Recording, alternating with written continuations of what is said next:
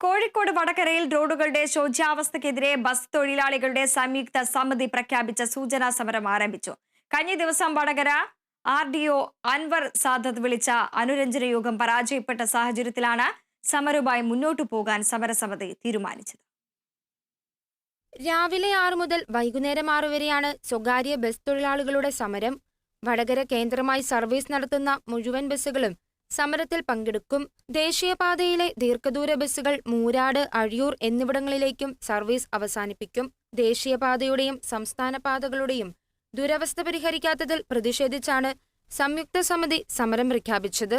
ഒരാഴ്ച കൊണ്ട് ക്വാറി വേസ്റ്റിട്ട് പ്രശ്നം പരിഹരിക്കാമെന്ന കരാർ കമ്പനി നിർദ്ദേശിച്ചെങ്കിലും പ്രശ്നത്തിന് പരിഹാരമായില്ല. കഴിഞ്ഞ ദിവസം ബസ് തൊഴിലാളികളുമായി നടന്ന ചർച്ചയിൽ Vadakara RTO, tahsildar, NH authority പ്രതിനിധികളും തൊഴിലാളി യൂണിയൻ നേതാക്കളും പങ്കെടുത്തിരുന്നു. Kerala vision news, Kozhikode.